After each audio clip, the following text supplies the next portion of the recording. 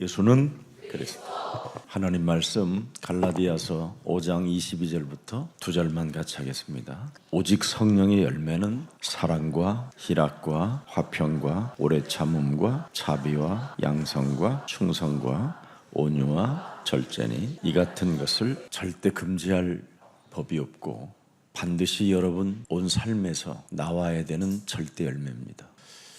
이 열매가 여러분 몸에서 다른 사람에게까지 영향력을 주는 게 성령의 기름 부음이 임한 사람입니다. 그래서 이것을 여러분 몸에서 가지려면 광야의 시간을 통과해야 돼요. 광야를 통과하지 않고는 이 엄청난 성령의 열매를 여러분 몸에 가질 수가 없어요. 그래서 하나님이 성령의 열매는 광야를 통과한 사람에게만 주는 선물이에요.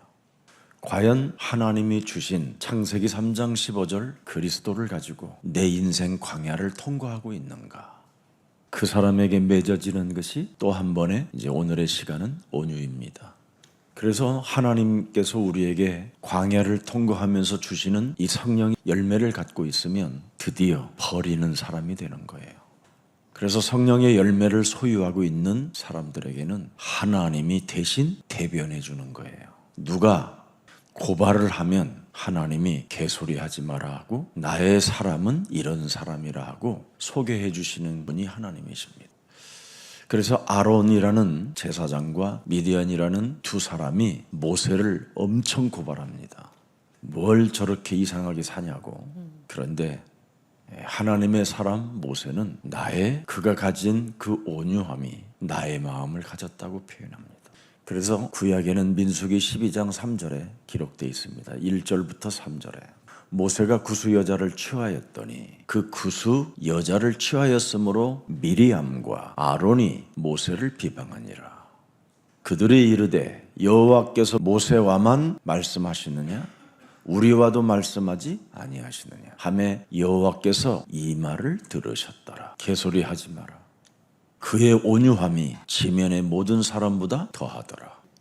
누가 대변해 주셨습니까? 바로 창세기 3장 15절 여호와 그리스도 하나님은 우리의 대변자이십니다. 그래서 하나님이 여러분에게 주신 언약을 소유하고 있어야 하나님이 여러분을 대변해 주시는 거예요. 내가 택하고 나의 것을 소유한 모세는 온유함이 지면의 모든 사람보다 더하도다. 정확히 말하면 그리스도를 소유하고 늘 모세는 자신의 옛사람을 깨트렸다 이 말이에요. 자그마치 그는 80년의 세월을 깨트리며 살았습니다. 옛사람의 틀을 깨트리는데 80년.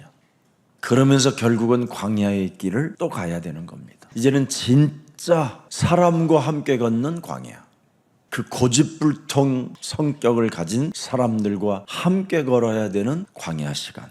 그래서 교회 안에서 광야교회 안에서 이상한 사람들을 많이 만나야 여러분이 더 온유해지는 거예요.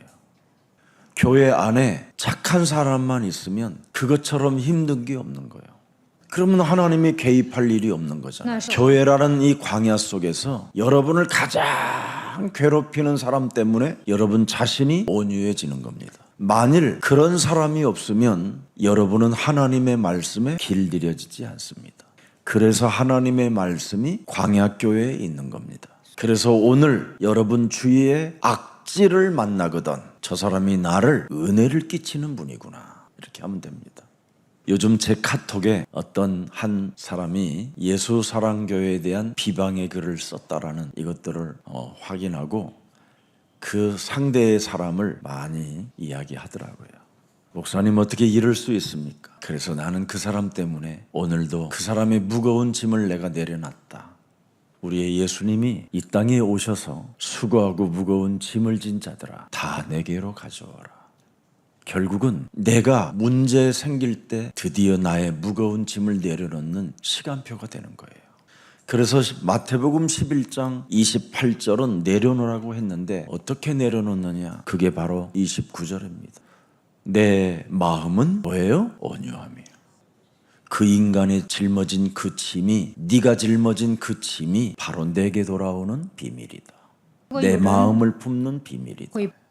그래서 여러분을 괴롭히는 여러 이상한 사람들이 많이 있어도 여러분 짐을 내려놓고 예수님께 가면 되는 거예요. 나의 멍에를 메고 내게 배우라. 나는 저들을 구원하려고 이 땅에 왔는데 나의 얼굴에 침을 뱉고 나의 뺨을 갈게 되고 가시멜관을 엮어서 내 이마에 그놈들이 누르도 나는 그들에게 반응하지 않았다. 왜? 그들은 12가지의 배경 속에 살고 있는 그 자체를 모르는 자들인데 눈은 떠 있으나 그들은 맹인이고 그들의 귀는 열렸으나 귀머거리가 되어 있다. 그래서 못 알아듣는 거다. 그래서 나를 못 보는 거다. 그들의 짐을 내려놓기 위하여 내가 바로 그들 대신 그래서 십자가 지러 온 것이다. 그래서 여러분이 문제가 주위에 많으면 힘들게 하는 문제들이 있으면 내가 가진 12가지의 배경을 내려놓는 거예요. 그것 때문에 사람이 이해가 안 되고 그것 때문에 사람에 대하여 배려할 수 없고 용납이 안 된다라는 그 분노 때문에 사람을 정죄하다가 같이 무서운 구덩이에 빠지게 되는 겁니다. 그래서 여러분이 예수님께 무엇이든지 배우면 자꾸 사람이요 따뜻해져요. 여러분 손발이 막 냉랭한 사람은 아직 안 내려놔서 그래요. 왜 그 손이 그렇게 피는 도는데 차가울까요? 용서하지 못하고 배려하지 못하고 이해하지 못해서 그래요. 오늘부터 여러분 온몸이 따뜻해지기를 축복합니다. 무거운 12가지의 짐이 여러분을 짓눌러 버리니까 지금 피도 안 통해요. 여러분 주위에 있는 수많은 악인들의 문제는 나의 문제가 아니에요. 그분은 날 위하여 나를 대신하여 오신 분인데 내가 그것 하나를 수용 못하고 배려하지 못하면 나는 그에게 배우는 자가 아니라 사탄에게 길들여지는 자예요. 이제는 미운 감정, 더러운 흔적의 상처들 상처하지 말고 이제는 예수님께 와야지요. 이제는 더 이상 변명도 하지 마시고 내 것을 버리면 예수님의 마음을 품을 수 있어요. 나는 마음이 온유하고 겸손하니 너희는 내게 와서 배우라. 그래야면 광야의 거친 시간들을 다 통과할 수 있겠어요. 그래서 마음이 온유하고 따뜻하고 부드러운 사람들, 자기를 제어하고 이 마음을 만들어내는 사람은 광야 시간을 누리잖아요. 그게 갈렙과 여호수아의 2세들이 그랬다 이 말이에요. 여러분에게 일어나는 수많은 문제들 당연히 많아야 돼요. 근데 그걸 하나님이 내 대신 해결하셨다. 저 울부짖는 악질들의 생각과 마음들까지도 그분이 담당하셨다. 나는 그분과 함께 걸으면 된다. 그래서 마태복음 11장 29절에 함께 걷는다고 그러잖아요. 나의 멍에를 같이 메고 그게 십자가의 길을 내가 동참해 가는 길이에요. 그래서 성령의 열매 온유를 가진 사람은 예수님과 함께 걷는데 그냥 걷지 않고 예수님 그 십자가를 함께 짊어지며 가는 자예요. 감동의 드라마예요 이게. 그래서 사람을 용서하는 것처럼 위대한 힘이 없는 거예요. 예수님과 예수님의 십자가를 내 대신 짊어지러 오셨는데 나는 거기에 조금 그분을 들여다보고 있는 겁니다. 그래서 여러분 가슴에 그 십자가의 사랑을 잃어버리지 않고 나에게 새로운 피조물로 재창조하시려고 그래서 오신 거고, 그래서 기쁨의 희락을 갖는 거예요. 평화의 마음을 갖고. 우리 예수님이 옆구리의 창의 마지막까지 찔리고 뼈를 꺾으려고 하는 마지막 그 순간까지도 오래 참는 거예요. 그게 바로 자비, 양선입니다. 그래서 인생의 광야 시간을 통과한 사람이 맺는 성령의 온유의 열매라고 말씀하는 겁니다. 그래서 이 사람들은 늘 야고보서 4장 7절에 하나님의 말씀에 순복하며 마귀를 대적하는 거예요. 언제든지 이 훈련이 되어져 있어야 돼요. 광야 시간을 유일하게 통과하는 방법, 누리면서 통과하는 방법, 오늘도 무거운 짐을 내려놓을 수 있는 방법이 뭐냐? 마귀를 대적하는 거예요. 자, 그래서 에베소서 4장 27절을 보세요. 왜 마귀를 대적해야 되느냐면 마귀에게 틈을 주지 않아야 되니까. 여러분 성경에 왜 마귀가 있는데 왜 한국교회는 이 마귀를 안 써먹는지 몰라. 한국교회가 목사님들이 마귀 많이 쓰면 여러분 이렇게 창조주 하나님이 모세를 대변해 준다니까. 아론과 미디암은 지금 마귀가 틈을 타서 자기들에게 분열과 정죄와 심판을 하게끔 만들었는데 그걸 모르잖아요. 모세는 마귀에게 내어주지 않으려고 사람을 사랑한 죄밖에 없어요. 생명을 사랑하는 사람이 온유한 사람이에요. 정죄하고 남이 하는 거에 대해서 왜 여러분이 왈가왈가해요? 광야 시간을, 거친 광야의 시간, 사람과의 관계의 시간을 통과하는 길은 마귀를 대적하는 거예요. 마귀에게 틈을 주지 않는 거예요. 자신을 온유함으로 지키는 거예요. 따뜻함으로, 부드러운 마음. 그래서 에베소서 4장 29절 30절에 명확하게 나와 있어요. 무릇 더러운 말은 너희 입 밖에도 대지 말고 오직 덕을 세우는데 소용되는 대로 선한 말을 하여 듣는 자에게 은혜를 끼치게 하라. 하나님의 성령을 근심하게 하지 말라. 그 안에서 너희가 구원의 날까지 인치심을 받았느니라. 그래서 모세는 은혜의 말을 했을 뿐이에요. 은혜의 말을. 하나님 사랑에 대한 말을 했고, 그리고 너와의 만남은 희락이라. 너와의 만남은 그리스도 안에서 평화다. 너와의 만남을 통해서 나의 인격과 나의 인격의 장애들이 치유되어지는 오래 참음이다. 제발 짧은 인생 살아가는 여정 속에 남 정죄하고 남의 일에 관심 갖지 말고 남의 일에 왜 분노합니까? 여러분 몸뚱아리 하나라도 제대로 하나님의 사랑이 내 마음에 새겨져 있는지, 나는 말씀에 길들여져 있는지 나를 점검해야 돼요. 12가지의 배경이 여러분 가문과 여러분 가정 속에, 그리고 여러분 몸에까지 지금 와서 발작 증세를 일으키는 이것을 빨리 찾아내야 돼요. 그래서 싸우는 힘 조절이 필요하다라는 거예요. 그래서 온유한 사람은 조절 능력이 있다 이 말이에요. 어떤 사건과 어떤 문제가 찾아와도 그걸 조절하는, 자신을 다스리는 조절하는 힘을 가진 사람을 프라우스, 헬란 말로 그렇게 말했어요. 조절 능력이 갖춘 자다. 사탄이 나에게 이 안에다가 엄청난 누룩을 집어넣은 거예요. 나쁜 누룩을. 어디로 튈 줄 모르는 거예요. 얼마나 예민한지. 그 예민한 상태 속에서 내가 늘 사는 거예요. 지금은 여러분, 옛날에는 누가 이렇게 톡톡 우리 집을 벨이 없으니까 두드리잖아요. 옛날에는 누가 바로 그냥 했는데 지금은 아무리 두드리도 너무너무 달라. 성격 자체가 저는 사람이 안 변한다고 생각했는데 그렇잖아요. 성령의 열매가 우리 몸에 영적 싸움을 통해서 계속 성령의 열매가 나온다라는 거예요. 그래서 조절하는 힘을 가지고 있고요, 참을 수 있는 힘이 생겼고 다스리는 힘이 생겼어요. 그래서 여러분 마태복음 5장 5절이 이제 저의 것이 됐어요.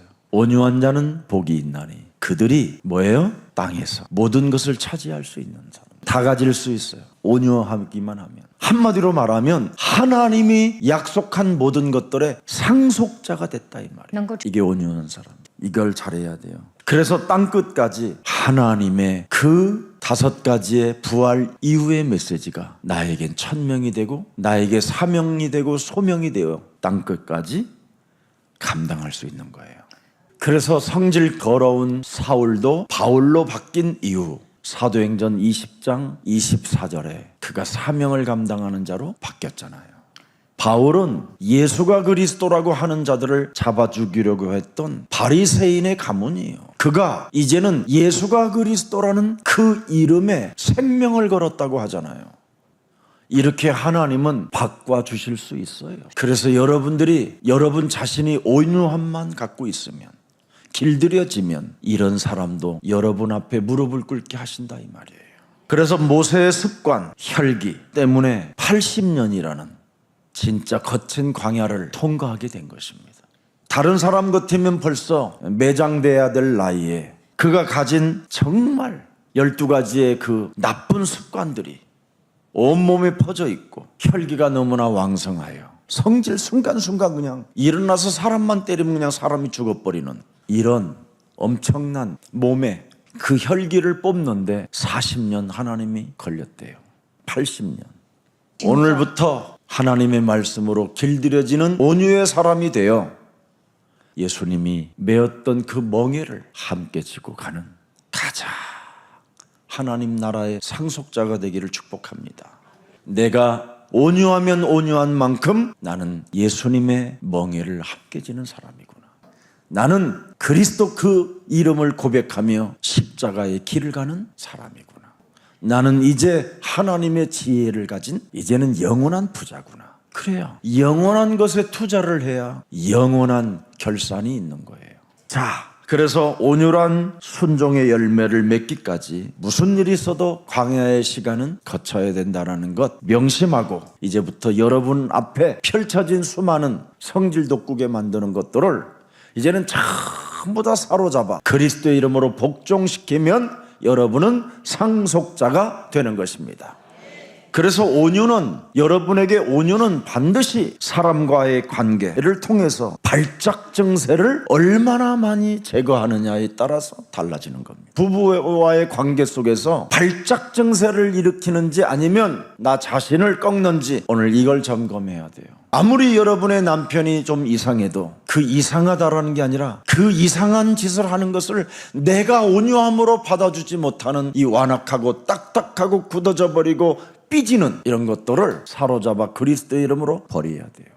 하나님이 나를 사랑하셔서 이런 남편을 주어가지고 내가 구원에 이르게 했구나. 이것만 생각 하나만 바꿔도요, 남편이 불쌍해 보여요. 쟤는 그럼 버림받은 건가? 이렇게 할 필요도 없어요.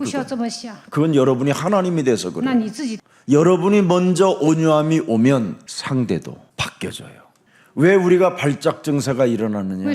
나를 안 바꾸기 때문에 서로 발작 증세만 일어나는 거예요. 그래서 오늘 옛사람 김석원은 예수와 함께 십자가에 못 박아 죽었으니 나를 온유함으로 길들이는 것은 예수님과 함께 십자가에 내가 끝내버리는 거예요. 그래서 내가 산 것이 아니라 내 안에 그리스도가 사시는 거예요. 온유한 사람만 겸손해질 수 있고요, 온유한 사람만 영적 싸움의 대가가 되는 거예요. 그때부터 하나님의 말씀에 여러분 영혼이 길들여지면 그때부터는 하나님이 여러분을 대변해 줄 뿐 아니라 막을 자가 없는 거예요. 그래서 온유는 외적인 내적인 강한 힘을 가지고 있어야 돼요. 왜냐하면 사람과 사람의 마음을 이어주는 것이 온유예요. 온유.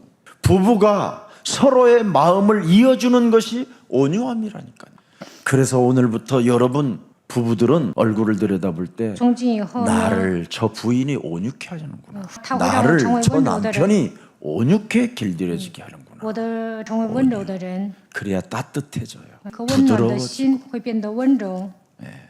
그리고 여러분의 눈빛 그 지긋지긋한 째려보는 거, 느낌으로 보는 거, 이런 것도 싹 사라져요. 의심의 꼬리, 착각의 꼬리, 속는 꼬리, 이게 이제 빠져나가요. 그래서 온유는 사람과 사람의 사이를 조화를 이루는 꽃과 같은 거예요. 그래서 온유는 여러분 인생 살아가는 여정 속에 가장 필요한 리더십이에요. 이 온유함을 가진 리더십은 여러분 모든 사람을 감동시키는 겁니다.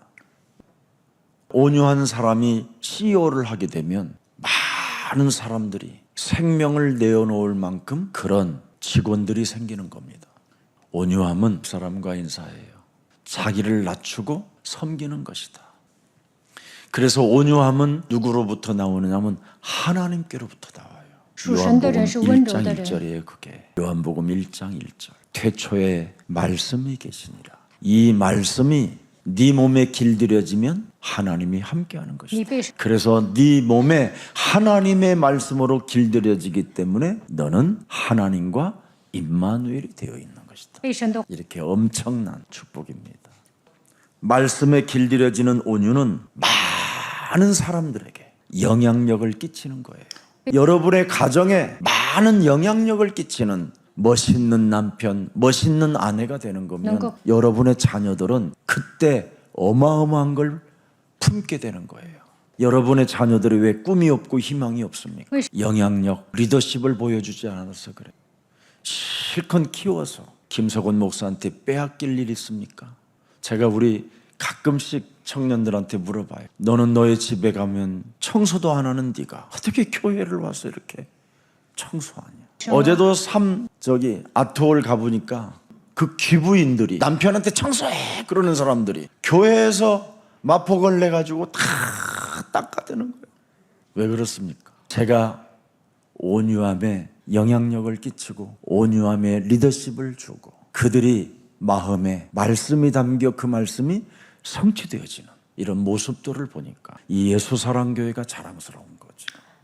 우리 잠언서 16장 32절하고 마치겠습니다. 보아기를 더디하는 자는 용사보다 낫고 자기의 마음을 다스리는 자는 모든 성을 빼앗는 자보다 나으니라. 자신의 마음을 다스리는 이 영적인 힘을 여러분 가져야 돼요. 그러면 전화를 오든 하지 않았든 아무 상관없어요. 궁금하지도 않아요. 어떤 그 속에 내가 들어가고 싶지도 않아요. 자기의 마음을 다스리는 자는 여러분 하나님이 함께하는 거예요. 거기에서 수많은 복음의 시가 생각나고 성경에 기록된 그 구절구절마다 그 말씀에 파묻혀 보고도 싶고 그 성경 구절구절마다 묵상 속에 하나님의 일을 생각하고 그 말씀이 오늘 내 삶의 인도자가 될 때 환한 빛과 같은 그런 여러분들이 환상을 보고 꿈을 꾸게 될 겁니다. 그래서 무슨 일이 있어도 여러분 마음을 다스리는 길은 마태복음 12장 28절부터 30절을 꼭 하세요. 이건 하나님의 성령, 여러분 영적 싸움 해야 사람에게 열매가 있어요. 어떤 나무든 엿가지 치지 않고는 여러분 개복숭아만 나오는 거예요. 열매가 아니에요. 그건 못 먹는 열매가 나오는 거예요. 우리 하나님이 맛있게 먹는 열매가 있어야 될 거 아니에요. 그게 모세라는 거예요. 모세는 지구상에서 가장 온유함으로 길들여지는 자다. 개소리하지 마라. 그렇게 말씀하잖아요. 내가 한 일이다. 하나님이 하신 일이다. 여러분 정말 고린도후서 10장 4절 5절 꼭 하세요.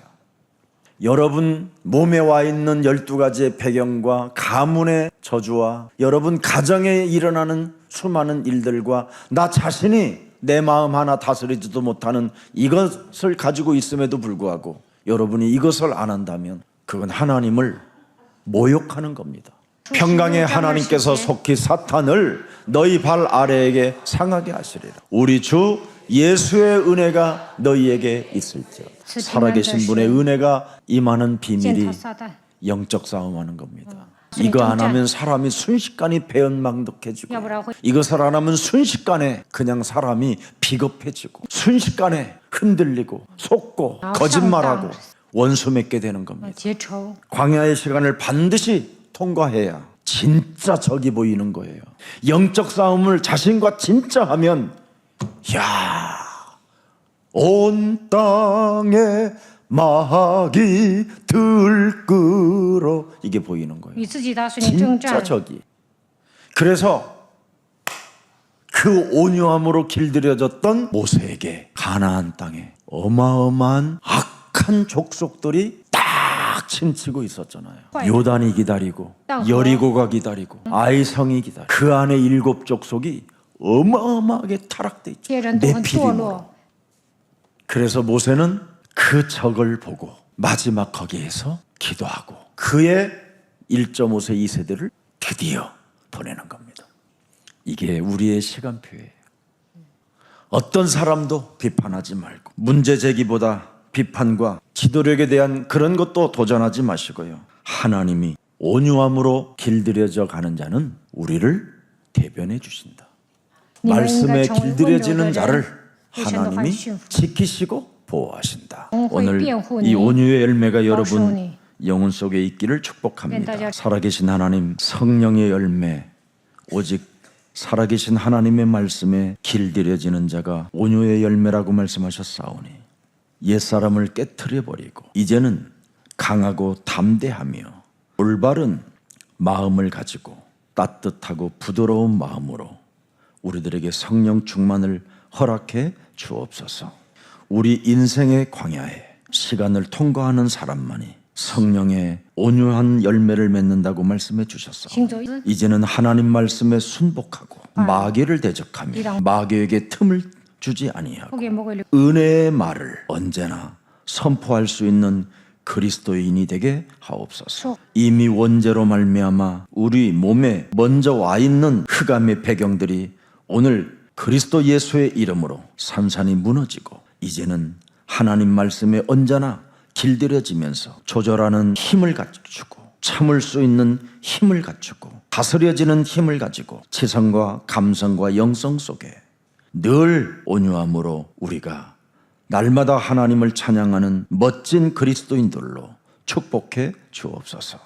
하나님께서 온유한 자는 복이 있다고 말씀하셨고 땅을 기업으로 얻을 것이라고 말씀하셨사오니 이제는 나 자신의 영혼을 온유함으로 바꾸고 하나님 나라의 상속자가 되게 하옵시며 이 땅에서 하나님께서 우리들에게 주신 그 사명을 감당할 수 있도록 하나님 나라의 유업으로 받을 수 있도록 성령의 사람 되게 하옵소서. 이 땅 살아가는 여정 속에 거친 광야의 시간을 우리가 건너갈 수 있도록 우리에게 날마다 성령 충만을 더하여 주옵소서. 예수 그리스도의 이름으로 기도합니다.奉耶稣基督的名祷告，阿门。